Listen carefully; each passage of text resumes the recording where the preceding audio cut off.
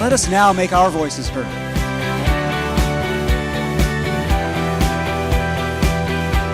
I pledge to serve and to push my country.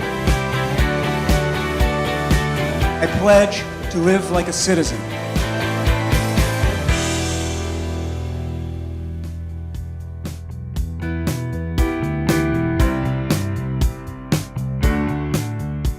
Hi, welcome to Civic Saturday. We are so excited to see all of you here. My name is Kristin Leong. I am KUOW's community engagement producer.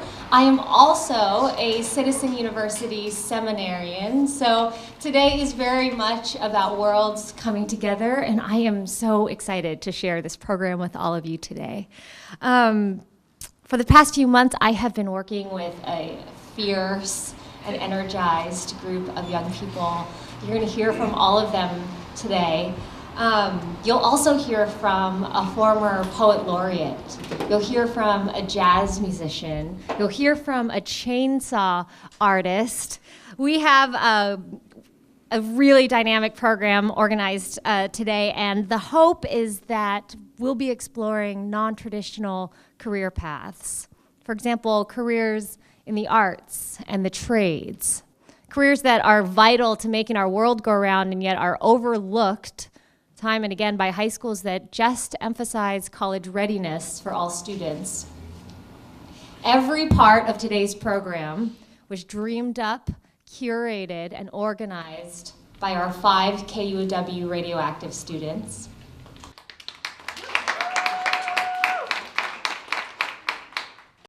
Radioactive is KUOW's youth media program, where young people discover public radio journalism and gain access to the skills, community, and institutional resources that fuel their growth as media makers. You can learn more about Radioactive at the table at the front. The structure of today's program will follow Citizen University's Civic Saturday format. Citizen University is founded here in Seattle and is building a culture of powerful, responsible citizenship across the country.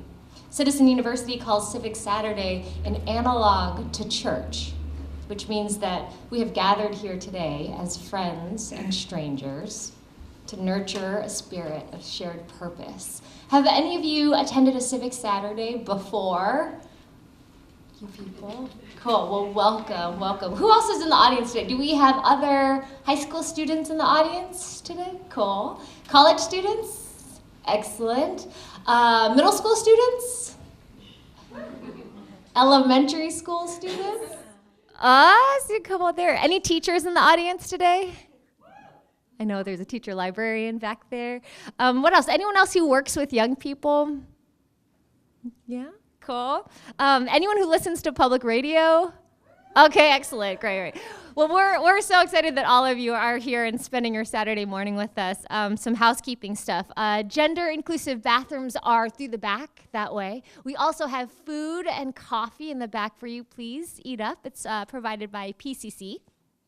And finally, if something resonates with you today, let us know. Sometimes our public radio events audiences are very polite and quiet, but actually we welcome the feedback. So if something hits home with you, go ahead and nod your head. Go ahead and give our students some snaps, stomp your feet, give us a little like, let us know that you're with us. And if you're feeling social today, our event hashtag is hashtag KUOWIRL. That stands for in real life, in case anyone's been living under a rock. Please, if you have your phones out, we'll know that you're just tweeting or Instagramming along with us. So feel free to engage that way as well. You'll see on the slides our students, actually, Sonia, could you advance the slide? You'll see our students' social media handles on their slides, either for Twitter or for Instagram. And of course, thank you to all of you for being here today. And now it is my pleasure to introduce our first speaker. He's also going to be our MC for today. Radioactive youth producer Josh Fernandez is a junior in Seattle Public Schools. He is an editor of the Teen Ticks blog. He is a filmmaker, an actor, a bass player, and a member of the Ballard Fiddlers Club. He is currently working on a film about the Beatles. Please give a warm welcome to Josh Fernandez.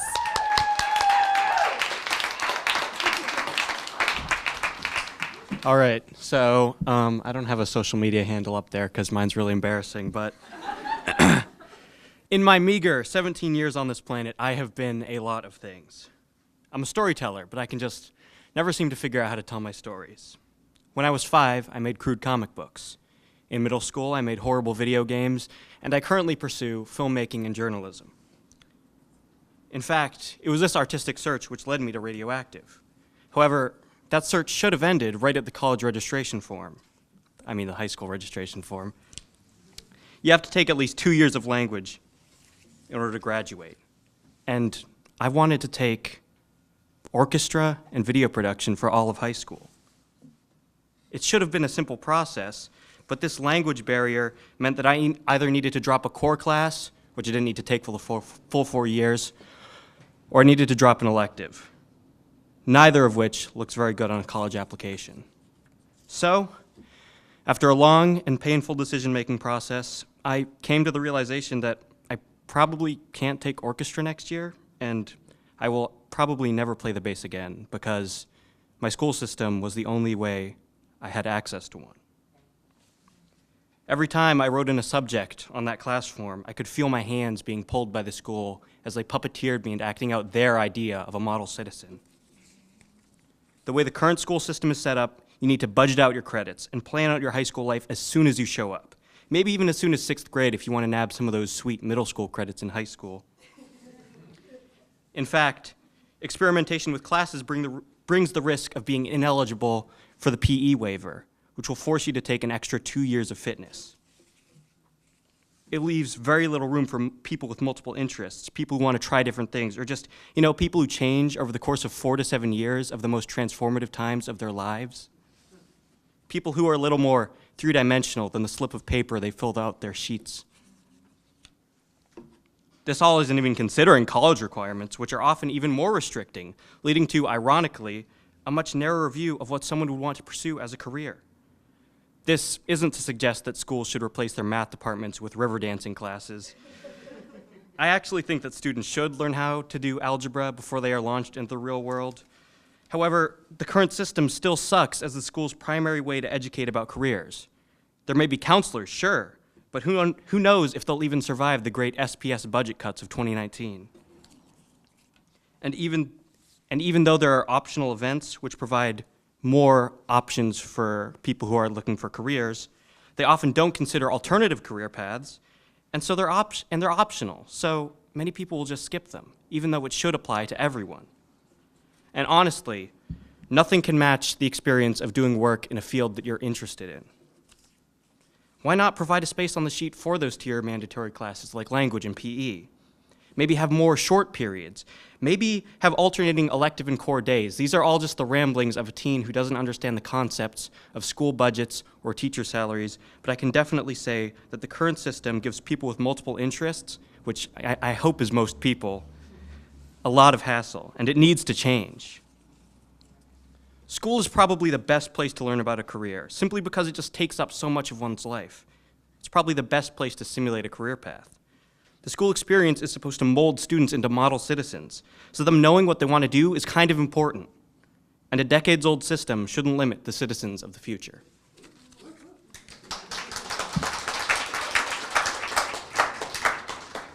So welcome, everyone, to Civic Saturday. Next up, we have Hannah Shetmer and Enya Garcia. Hannah is a junior at the Renton High School District and a fellow editor of the Teen Tix blog. She is also part of the Hugo House's Pros cohort. And Enya is a freshman at Bellevue College, vice president of her school's Latin American Culture Club, and amateur astrologer. Please give them a warm welcome.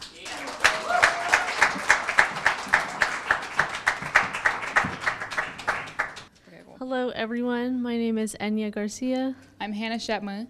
and together we wrote a joint poem about the feelings of inadequacy that we think every teenager has felt. We think it's easy to lose oneself in the pursuit of the ideal version of success, like today's idea of success. We wrote this poem each by writing a 13-line poem about inadequacy and then just put it together line by line and made minor tweaks and edits until it sounded pretty coherent. So without further ado, let us begin. First, imagine a room without windows.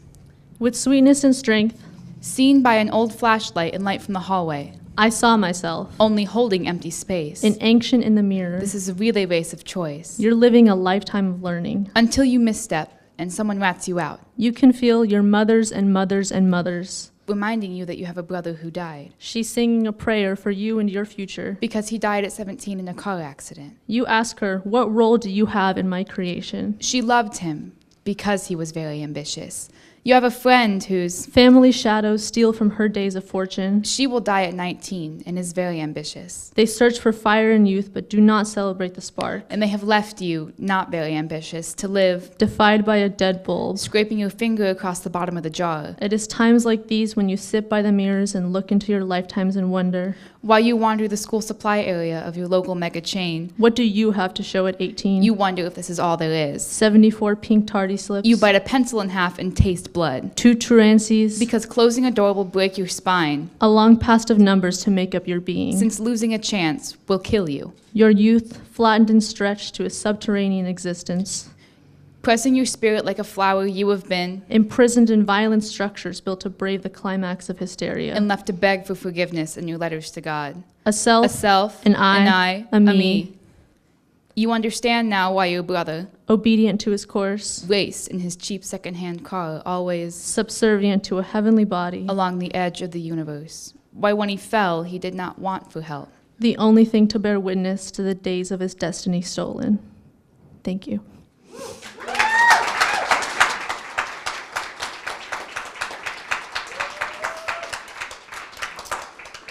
So next up we have Shinyi Pai, a poet, essayist, and visual artist. She served as an artist in residence for Town Hall Seattle, is a former ambassador of On the Boards, and served as the 4th Poet Laureate of the City of Redmond from 2015 to 2017. Please give it up for Shinyi Pai.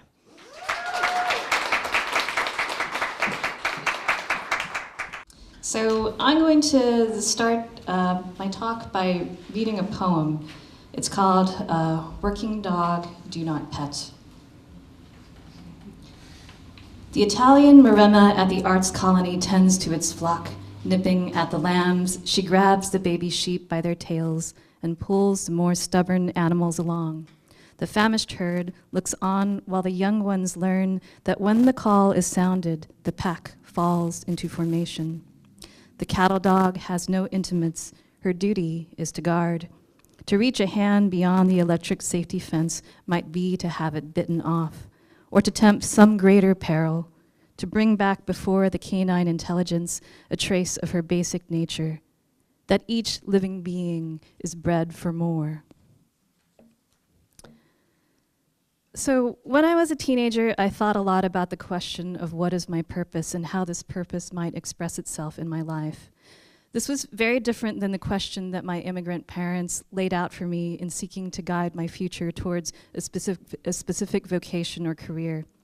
My parents left Taiwan in the 1960s, a country where they lived under the military regime of martial law.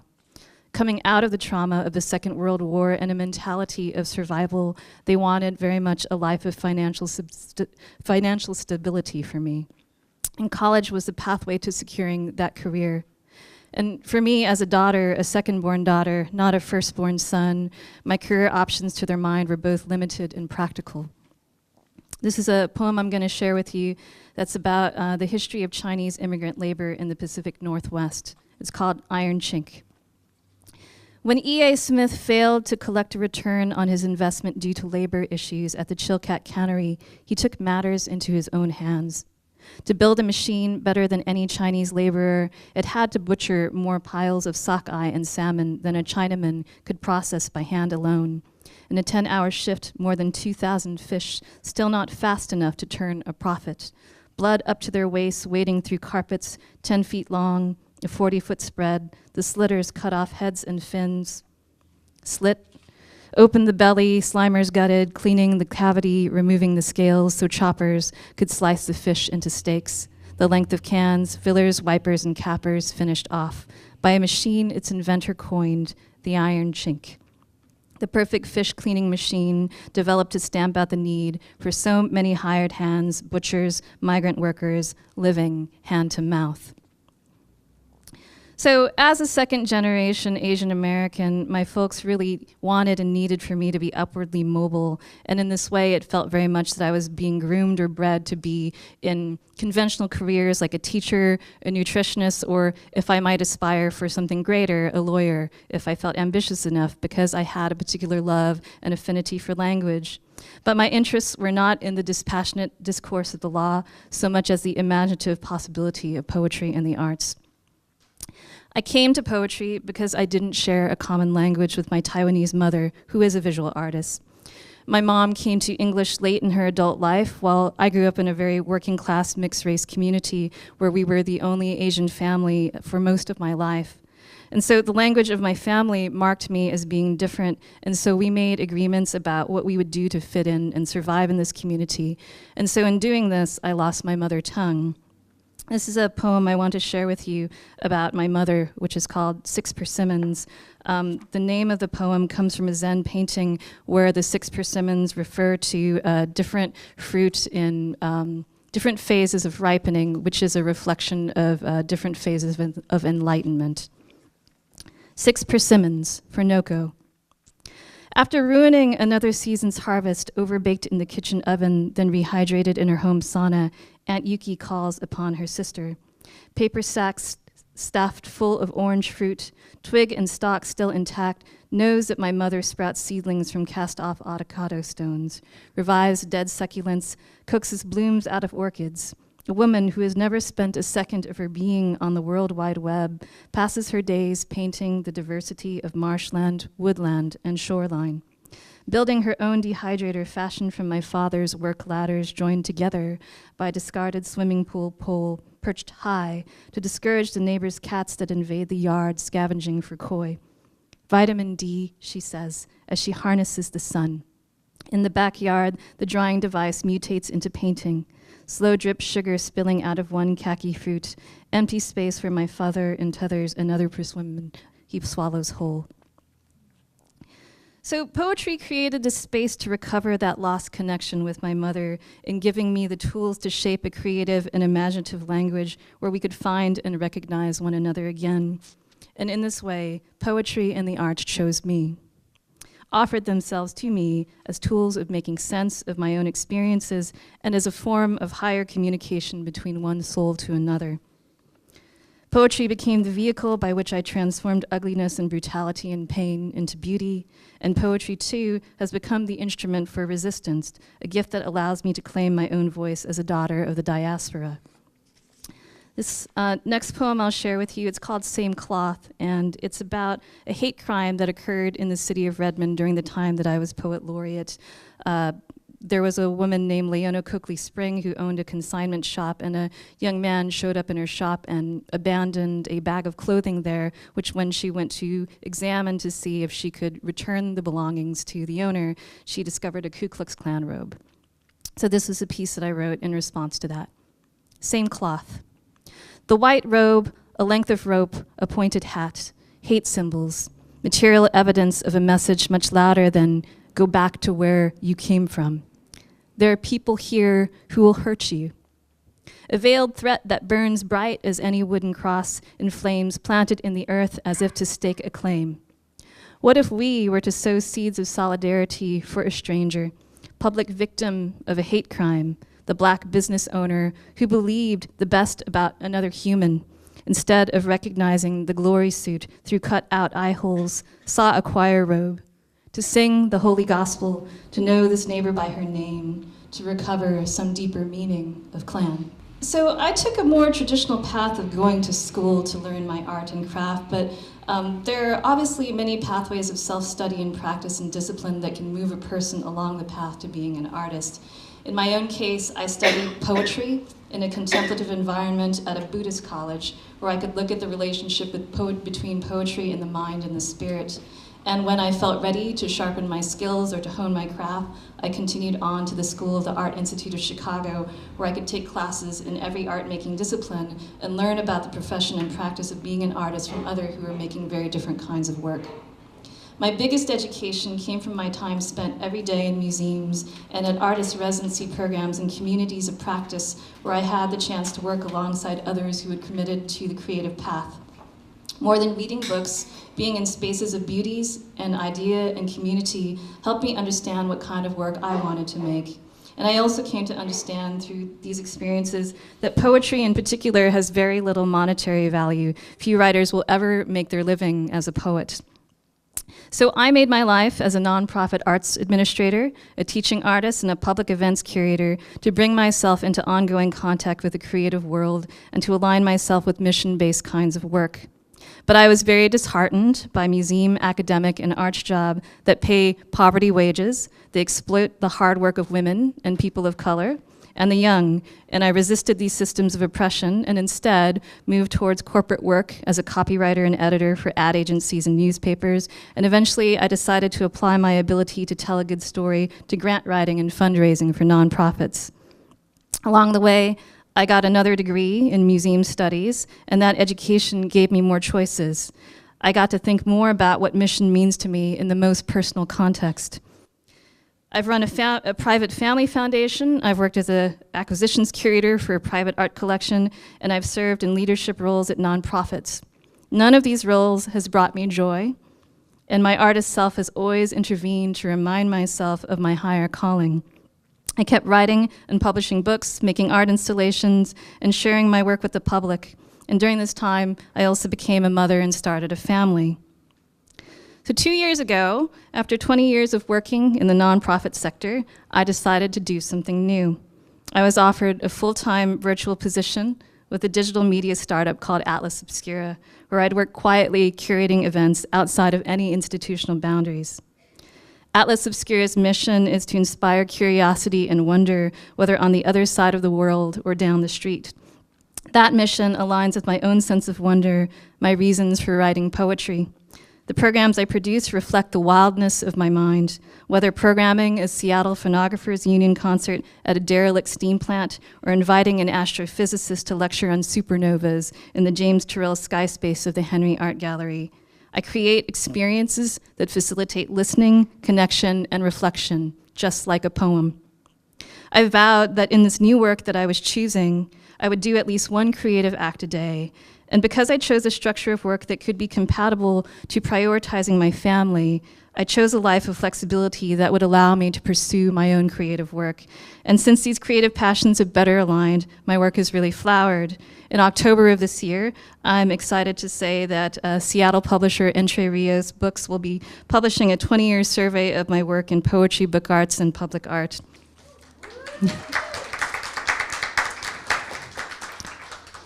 So the professional career that I've described to you has been completely nonlinear. But in my path to creating meaningful learning experiences, and what I mean by that is learning experiences that have helped me to better understand who I am and what I value, there have been a few practices that have most supported this exploration, which I wanted to share with you. So important to my journey has been practices like paying attention to roles that allow me to use the best parts of my brains and skill sets that I most enjoy.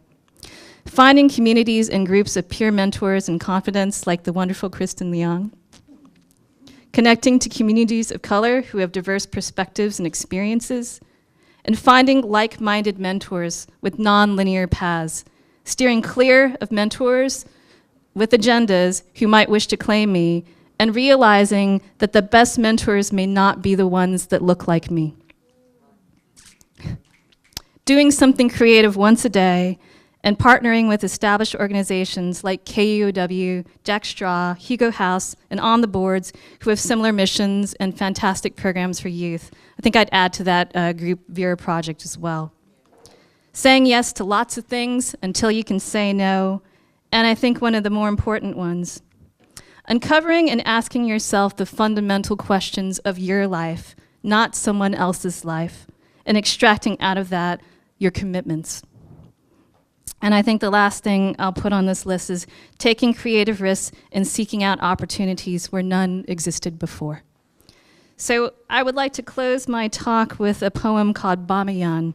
It is a poem about the Bamayan Buddhas of the Bamayan Valley that existed between the 6th century and 2001 when they were destroyed by insurgent militants.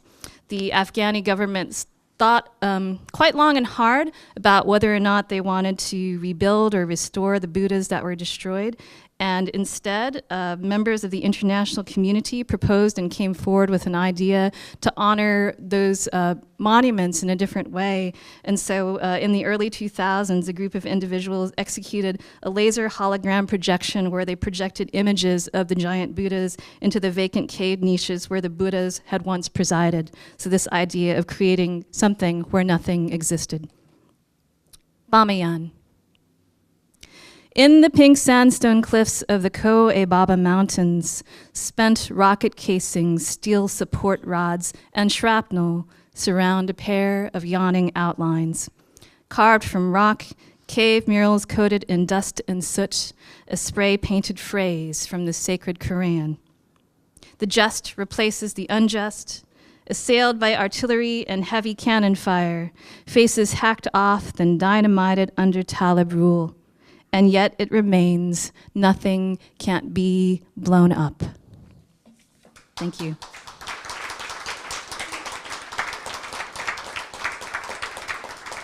Aliyah Musaliar is a first-year student at the University of Washington. She is studying pre-law and working on her debut graphic novel about her experience as a first-generation student in America. Aliyah's podcast, How the Worst Procrastinator I Know Led Seattle's March for Our Lives, that she co-produced with Maya Cons, was one of 8 winning audio features selected by the New York Times for their first student podcast contest in 2018. Please welcome Aliyah.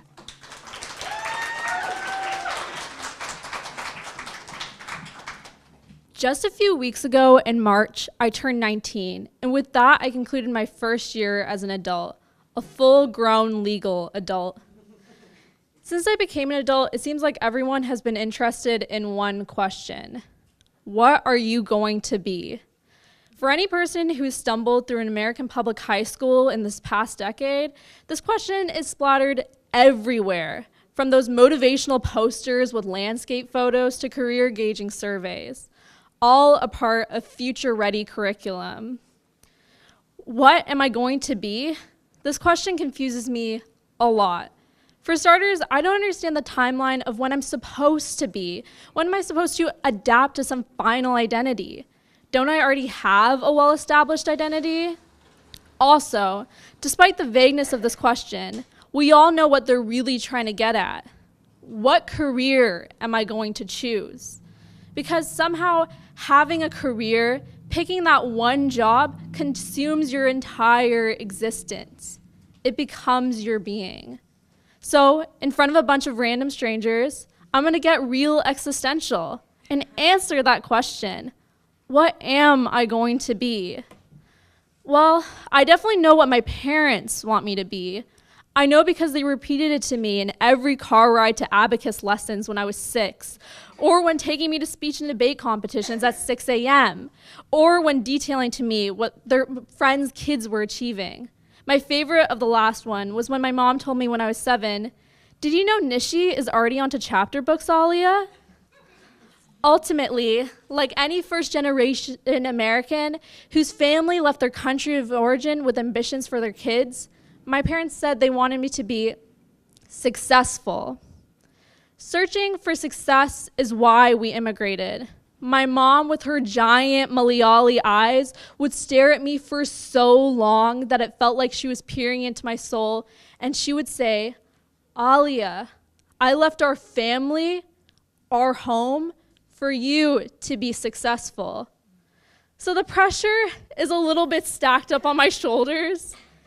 Is this what the American dream is supposed to feel like? There are no sons in our family. It's just my sister and I.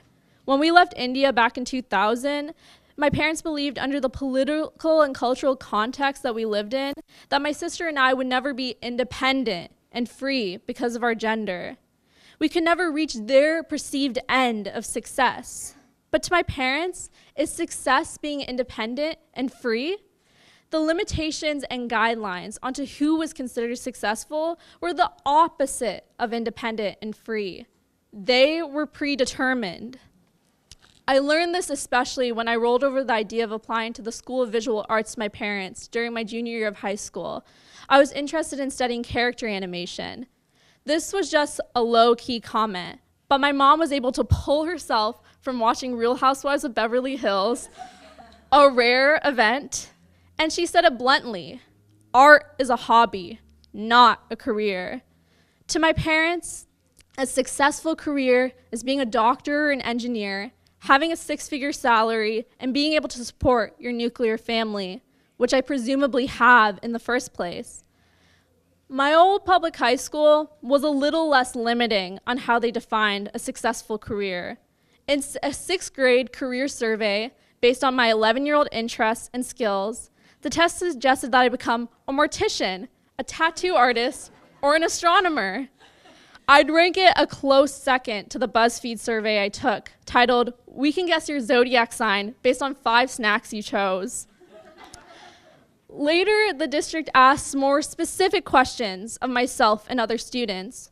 What institutions do you plan to attend post-high school? They separated us by 4 different forms. 1, associate degree program through a 2-year college. 2, trade school. 3, direct to work. 4, 4-year university. My teachers only ever handed me the 4-year university sheets, assuming that based on my ambitious attitude, that college is the only means to reach my ends of an appropriate career. As a junior in high school, we picked a major or a career. We would then have to do a realist check and check job opening projections, the present salary, and compare it to the cost of living for each of us. Based on that data, most of us concluded that you were basically destined for doom if you didn't make a 6-figure salary and weren't a physician. I still didn't feel free or independent. For me, the choice had already been made. This is the American reality. My senior year of high school, I never compiled a portfolio to the School of Visual Arts. I applied to UW. Right now, I'm studying for my LSATs and thinking about going to law school. Despite this, I still yearn to create, and I can't break that craving. In between reading Foucault and writing essays critiquing the tragedy of the commons model, I'll still doodle away in the margins. I've even started to make money off my art. I designed my friend's merch, who's a rising R&B musician. You should listen to Umi, by the way, if you don't already. And now hundreds of strangers I don't know wear my art. I'm also working on my first graphic novel. I don't think I continue to make art because of the education I've been through. I make art despite it. Hopefully, people want to find me as an artist or as a lawyer. It doesn't have to be either or. I prefer both and. A lawyer who does art and an artist who practices law. What am I going to be? Well, the way current systems are set up, that decision has already been made for me. And this story isn't exclusive to me, but is the reality for many Gen Zs out there.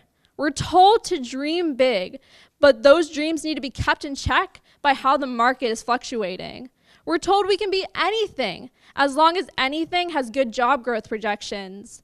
We're told a college degree will bring us security, even though many experts and some presidential candidates say will likely be replaced by artificial intelligence. What are you going to be is more like what has the world predetermined you to be. Today, we want to promote the notion that youth should have more options and should have more freedom when picking careers. The rhetoric of discouraging students from certain trades and majors needs to go. We need to expand our definitions of success to be not based on monetary values that the market economy places on certain skills. And also, we're not our jobs or our degrees. What we are is creative, capable, and diverse. We must not only expand the answer to what are you going to be, but change the question altogether. What are you going to be? I ask you, How will you change the definition of what it means to be successful? Thank you.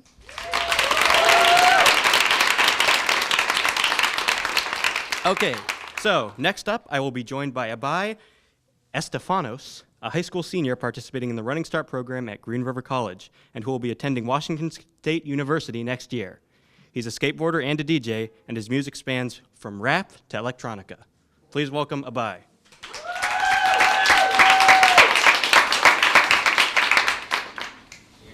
Now that you've experienced the student perspective on the suffocating realities of secondary education through the forms of music and poetry, we would like you to all break into groups and discuss in civic circles.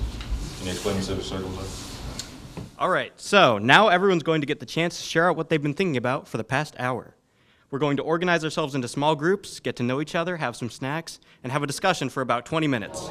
There's a lot of students who don't get to think about what's the alternative to 4-year because they're not thinking 4-year, period. They are already thinking about creatively deviating from the college path but it's not a deviation, it just is the path. You know, you're going to go to this 4-year college and get a degree and have some sort of like quote-unquote respectable career, but a lot of kids that aren't tracked into that don't get to have that dialogue with themselves in the first place. It's just difficult to balance my passion with what I know I need to have in my future. Everyone deserves that privilege to be able to create their own path. And so I think that's always like a hard sort of thing, at least for me personally, to balance, where it's like I want to prepare you for the world that you're going into, but also I think this world needs to change and you deserve the privilege that everyone else does. Because like all of my friends kind of know what they want to be when they're an adult, but I'm like the only person that doesn't. You meet so many different kinds of people, you have like different kinds of relationships with people. It's like kind of mind-blowing how like unique it is, what a unique social setting college is. It's not like they don't see all the students completely changing all the time. And isn't that the point of college? You know, to kind of figure that out for yourself a little bit. I think if you pursue what you are passionate about and you know, continue having that curiosity about the world, I think it pays you back in different ways. All right, great stuff, you guys. I heard a lot of great conversations out there. Is there anyone in the audience who has like a particularly good conversation they had that they want to share? We talked in our group about how the school system is really limiting and how there's only so much you can do. Like I gave the example of how I wanted to take choir, so I ditched 3rd year French for choir, and now I have to worry about it in college. So like you kind of can't win. I remember something that stood out from our conversation was like how in the job market things might be valued differently.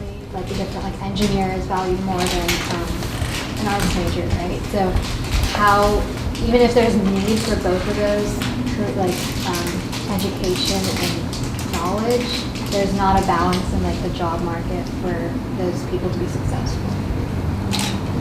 Yeah. Anyone else? All right then. So for our final speaker, we have Steve Backus, a chainsaw artist based on Whidbey Island. He's been carving for over 40 years, and his mom was a chainsaw artist too. Please give a warm welcome to our finale, Steve Backus. I made the big time. I suppose I'll just give you a brief rundown on why I'm a chainsaw carver. I'm a second-generation chainsaw carver to my mom. Her and her brothers are some of the first people that ever did it back in the 1950s and 60s and 70s. And my uncle, Pat McVeigh, he down there in the waterfront where the big wheel is, he's the one that made like all the carvings throughout that place. And it's really a cool thing. And so I've been surrounded by it since childhood. And growing up and going to high school, I pretty much grew up in Lake Quinault over in the logging country. I looked the part. Southeastern Alaska, so we came from that kind of woodsy background. And the entire family moved to Whidbey Island in 1975 to start a chainsaw wood carving factory. And we did. And in 79, it burned down. And all the family members kind of dispersed. They didn't leave the island. And we all became independent operators. And at the time, I was 19 years old, 20 years old. You're searching, you're looking. I had dropped out of high school at that point, just for the record. And as I was searching for what I wanted to do, I had a few jobs in my 20s, some good jobs. And where I really made the biggest turnaround doing it as a living is I was working in Alaska. I was on a good union job, building a dam, making 20 bucks an hour in 1981. It was killer. It was good. Living in the bunkhouses, doing the manly sort of thing, and I got fired. And it wasn't my fault. I ended up getting, everything cleared up there, and I got the offer to go back to work. And at the time, I was at the Puyallup Fair, and I was 21 at the time, and my uncle Mike had the concession. If you ever been to Puyallup Fair and seen the chainsaw carvers, I did it for 40 years. I just quit doing it like 2 years ago.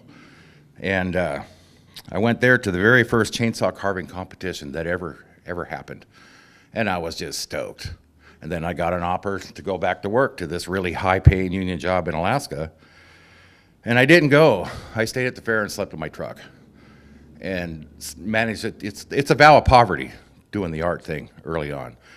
And I had made a decision in my early 20s that I was going to wrap myself around everything to do with this particular industry, which it is now. But in the early 80s, chainsaw carving was, the guy alongside the road, the roadside chainsaw carver. And if you ever seen the Pimco commercial, that was me. That was cool. I understand how residuals work. And at any rate, so we started these chainsaw carvings, competitions were just starting out. And it's probably the most, because there wasn't no school for it. And if you're in a family situation, you're more like an indentured servant. And when you're big, you lift heavy things. And you want to kind of carve and reach for the stars a little bit. And I'd go to these competitions, and I would meet other chainsaw carvers from other places, mostly back then as far away as Montana and California. And during the 1980s, we would go to the Monroe Fair, to the Puyallup Fair, to these chainsaw carving competitions, and that's where you learned. It was just, and you made money too, because along the way, you got to eat, you got to buy gas, you got to pay the rent, and there has to be some kind of monetary reward on it. And you don't just start out young and get all the benefits of, 30 years experience. You got to get, do your time. And the competitions were a path into educating the public, because at this point, there's probably not anyone here that if you don't know a chainsaw carver, and you do after today, of course, but you've probably seen someone at a fair, the ocean shores, up on some trail somewhere, they're everywhere. You can't swing a dead cat around with a chainsaw carver these days. And a lot of people do it for fun, and not everyone's a full-time chainsaw carver, because it's an artist, it's the best therapy you got going. Take a chainsaw to a block of wood. If you're all pissed off, you can really get it out of your system right then and there. So along the way, my Uncle Pat and we traveled together a lot, and he went to college. He took, geology and badminton, I think, and became a full-time sculptor. But he went on a baseball scholarship. It was a little different than anything I was up to. And as we'd go to these competitions over a period of time in the 1980s, we would get fed up with how the fairs were dealing with us, because they weren't listening to us. We had no voice. We formed a club, we got organized, we started getting other carvers together, and when we told the fairs what we wanted, they got rid of us. So we went out and did our own shows. And since that time, since 1981, at the first contest, I've probably carved somewhere north of 250 competitions, maybe a dozen.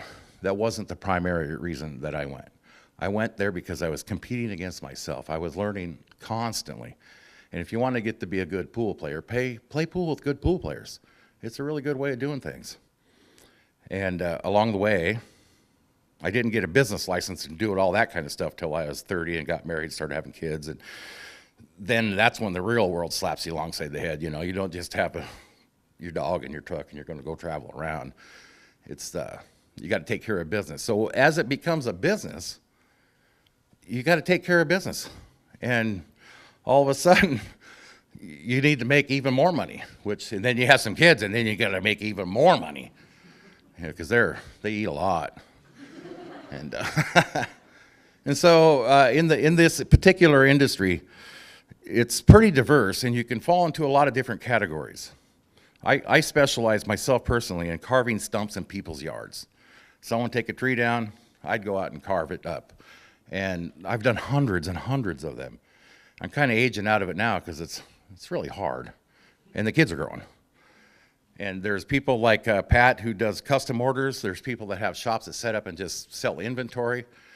And in the last 10 or 15 years with the internet, although I'm sure it's been around longer than that, but it's made our chainsaw carving world really small, really, really small. And it's expanded so much. There's so many chainsaw carvers out there that are doing it well and doing it for a living. I mean, it's a full-on business industry. There's probably a half a dozen UPS trucks right now as we speak delivering a carving somewhere in America, if not the world. And the Europeans, the English and the Germans and the Japanese seem to have taken to it well. I mean, there's hundreds in each of them countries. There's hundreds of thousands of carvers all over the place. And the thing that brings us together a lot are the competitions. So along the path, I started helping organize competitions, which I had people who were very smart that said I was really stupid for creating environments to create my own competition against me. It didn't seem to work out because as more people did it, more people became aware of it. And as more people became aware of it, some really good carvers started charging a lot more and the price went up. And it's just, you know, and you go to these competitions, it's no different than all the car dealers being on one street. Burger King and McDonald's are across the street from each other. People go there to find that product. And in the Pacific Northwest, at least, it's bigger than that. You know, it's kind of a rite of passage in the Northwest to have a carved bear on the front porch saying welcome. Thank God. But you know, once again, it's you got to get up and do something for your cause every single day, and you can't be complacent. You know, I know if you got a wife with a good job, you can have a nicer truck. That's been proven out, and getting up and getting to work every single day and doing something, because it's a pretty industrial craft. It's not like you're with a paint and a palette and stuff like that. I mean, everything about it's like a construction job. I mean, it's very industrial. Although there's a lot of women that are doing it. I mean, a ton. And some that are really good. In fact, I put a flyer on the table over there of a contest we're having in Montana. And we've got a gal come from Germany, from Pennsylvania. And they're artistically competing with all the big kids, all the big boys, and winning and doing a good job. So it's, as for going to school and having your path, whether it's chainsaw carving or something else, you find your passion. You find the thing that you'll get up and you'll do no matter what. Everyone knows a musician that's like that. In fact, my daughter's boyfriend is the drummer for the band Woodshed, if you've ever heard about it. It's kind of a metal rock band. And they've been together for like 3 years. And I admire his dedication. He's got a real job, but he gets up and he goes to practice, and they go to the shows, and they do that even when they don't want to. And if you can find that, and you can hang on to it, and you can figure out how to get a paycheck squeezed out of it, which is the tough part, because you got to sell the stuff. I mean, in the beginning, I hated selling stuff. I didn't want to be a salesman, you know. You feel like a car salesman out there. Hi, can I help you? Want fries with that? You know, but you got it, and if you turn out to be a salesman, if you got something that's a nice product, you end up chatting with people. Sometimes they'll buy it because they like you. Sometimes they'll buy it because it's nice. But you still have to sell the stuff and go home with a paycheck every single time. So education is certainly important. The best thing I've got out of school is I became a reader. I'm a voracious reader. All the information in the whole wide world is out there if you care to take the read. And now you can carry it on your phone. And so the subject matter is there. And I'll close up with I went to a place, we're kind of hillbillies, us chainsaw carvers. Probably it's not really a secret. And you know, most of the carvers are people that live on back roads and up in hills and back in the mountains and stuff like that. It's not a downtown type of deal. It would never last. But my friend Steve and I, he's from Deming up there by Bellingham. And we carve the stuff. So we go to someone's house, you carve the big stuff, and you get paid, and that's how it works. And then they have a nice piece of art, and it becomes public art in many cases. And we went to this car wash over in a town on the Olympic Peninsula, and my truck was dirty. And I said, oh God, you know, I'm just too lazy to wash it myself, and there's a car wash in town, I'll just go through the car wash.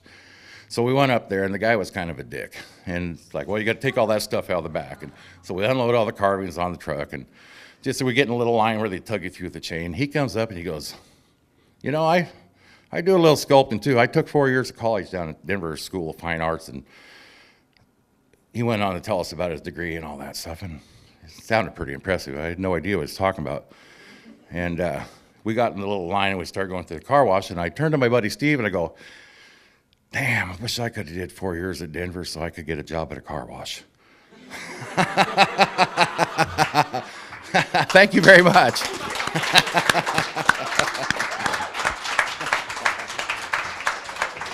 Oh, thank you, Steve. Oh, thank you, Steve. Thank you also to all of the youth who made this event happen. We have lots of thank yous in line right now. This event was truly a community effort, so I want to make sure to thank everybody. Of course, KUOW's Radioactive Youth Media and all the youth here today that brought this event to life. Also, of course, Citizen University, who dreamed up this Civic Saturday format and is taking back our weekend mornings and giving them back to the community. Of course, the Hillman City Collaboratory, which we love.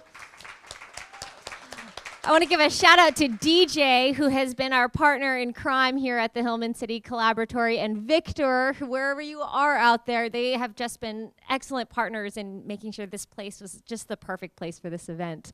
And of course, we have the Seattle channel here today,